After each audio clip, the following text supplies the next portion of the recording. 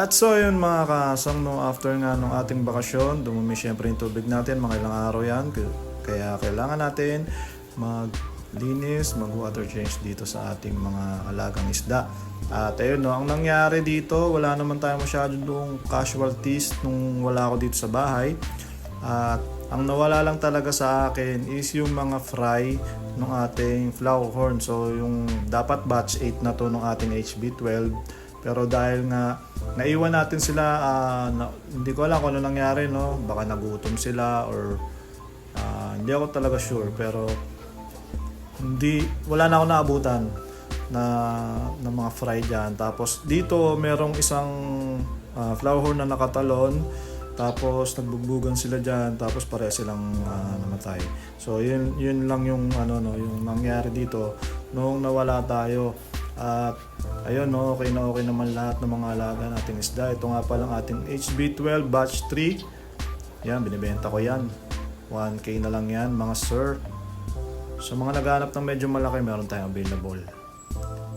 At ayun, medyo malinis na yung ating mga aquarium dito. At nagtitingin ako, update na rin tayo. Available pa rin ang mga HB12 na fry dito sa akin. Yan, tamang linis tayo dyan. Tinignan ko yan lahat. Wala naman, pasensya na kayo, medyo magulo, no? Wala naman tayong casualty dito at kailangan na natin linisin yung mga yan. Yung mga guppies natin, kumpleto pa rin naman. Yung ating breeder size dito, ito yung tatay ng HB12 natin na Metal Storm. Ayan, no? Gustong gusto niya yung lugar na to. Medyo naging pogi siya dito, no? Lumaki yung cock, tumaba siya dito. So ayun, tingin ko gusto niya yung pwesto niya dito. So dyan muna yan mananatili. Baka dyan na rin tayo mag-breed sa susunod. Tapos yung niready natin na isang aquarium pa dito, nilagay ko dito yung ating HB11. Ayan, white eye yan. Tignan natin, no, kung mas gaganda pa siya dyan. At hindi ko pa yan binibenta, guys. Titignan ko yan, i-groom ko yan. Tignan natin kung gaganda. At baka pwede natin gawing future breeders natin. Yan, marami akong tinabi na mga Lauhan fry, yung mga guppies natin, yan. Feeder koi, yan, wala naman nabawas. Pero, yan, di na ako masyado tumututok sa mga breeding natin ng guppies. Itong huli natin binili, wild koi, glass belly, short body.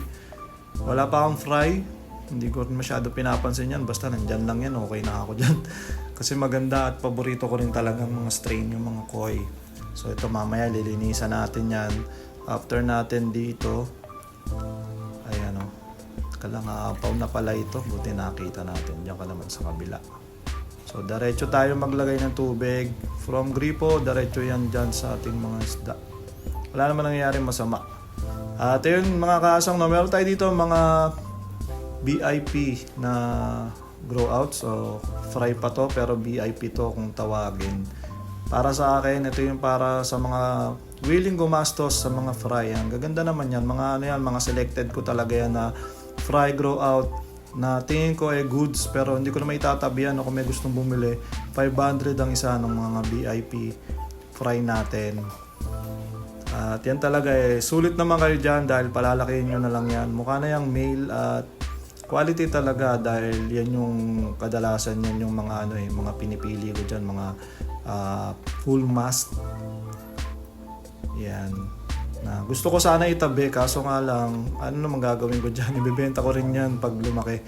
So ngayon pa lang sinasabi ko na sa inyo, kung gusto nyo bumili VIP fry, meron tayo dito tigpa 500 yan, mga ganyang quality na quality naman talaga, may konting hump na at mga full mask. So marami tayo nyan. At ano pa nga ba i-update natin, no?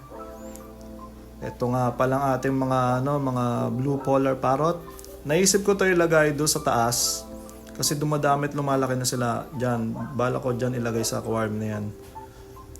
Dyan ko na sila pagsasama-samahin kahit anong batch pa yan. Pagsasama-samahin ko na yan dyan. Tapos itong mga breeders natin, dyan pa rin natin sila paparamihin. Yan, may naiwan pang fry. Yan, may naiwan siyang fry. Nung umalis tayo, nag-breed sila dyan at maraming natirang fry dyan. Ngayon, ilang peraso na lang yung nakikita ko. So dito meron pa tayong VIP na dito, HB12. Yan, kasama yan doon sa mga binebenta ko na HB12 na VIP. Meron pa tayong mga fry na HB12. Ito batch ano na to, batch 5. Ay, batch 4. Yan, binibenta ko yan each 100 pa rin ang isa niyan. Diyan ko pinipili yung mga VIP, no? Pero magaganda pa rin naman yan, hindi ko lang tinitingnan lahat. Dito naman tayo sa likod. Ano nga bang update natin dito sa ating mga fry dito sa likod? Update ko muna kayo doon sa ating X-Max. Ito yung bigay sa atin ni Reborn. N-Max pala to. Bigay sa atin ni Reborn crossbreed na N-Max Flowerhorn. Kalimutan ko lang kung sino nag-breed niyan, pero quality din yan. At kung maalala nyo, no, sumali rin ako nung sa X-Max naman yun, sinalihan ko na GOC. At tinago ko yung female yan. So ayun guys, no, HB12 batch 5. Binibenta ko pa rin. Mga wholesale, meron pa may namatay lang na isa dito. Hindi to kasali dun sa mga o hindi yan yung dahilan na umalis tayo. Namatay yan kasi siguro binugbog niya no, overfeed or hindi ko alam. Minsan kasi nag-away-away na to. May nakikita akong mga namamatay na pa isa-isa. Yung batch 6 natin, ito medyo mabagal silang lumaki. Binuksan ko na yung ilaw para mas makita natin. Medyo mabagal silang lumaki kasi wala akong Tubifex. Isang linggo na akong walang Tubifex. Yung supplier ko walang ibigay sa amin Tubifex. At ayun, naghanap din ako ng mabibilan dito sa GMA Cavite. Wala rin akong makita. Lahat ng mga nag-iisda dito at nagbebenta ng Tubifex dito, wala silang stock. So taste muna yan sa pellets. Pinapakain ko yan, okay ko Platinum. Okay naman pero mabagal talaga lumaki. Ito naman yung ating HB12 batch 7 tama. Ang konti na lang, no? Ang dami nito nung nakaraan. So ito nga yung nakalimutan ko pakainin ng itlog at medyo napabayaan din natin ng konti. At di ko nabigyan agad ng pagkain. So ang una kong binigay sa kanila is yung BBS. Ang problema ay hindi nila kinain yun. So marami namatay, marami nagutom. Dito naman sa ating mga female, ito yung sinasabi ko sa inyo kanina na sinalihan kong GOC, yung X-Max, tsaka yung ating Alawi jeans na ito matanda na to, ilang taon na to sa akin, nangingitlog pa rin. Wala kasi tayong male wala tayong male na pwede nating ipares, kaya sayang yung mga itlog. Ito hinahanapan ko na to ng pares, itong X-Max natin. Ang problema wala akong magustuhan o wala akong matipuan pa na isda para sa kanya. So yung ating mga feeder andyan, ganda ng halaman dito. Ayan, pinipilihan ko to, tapos yung mga natitira, pinapalaki natin yung mga halaman. Grabe, taas na. Sa mga magtatanong, stricta yung mga halaman na yan. Ang ganda rin yung stricta na yan, dali lang padamihin at ang dali lang din patubuin. So yung ating Platidon, hindi ko na nakita pero marami pa yan. Dito naman sa ating mga PKBM, dapat aalisin ko na to at babaguhin ko na yung setup niya.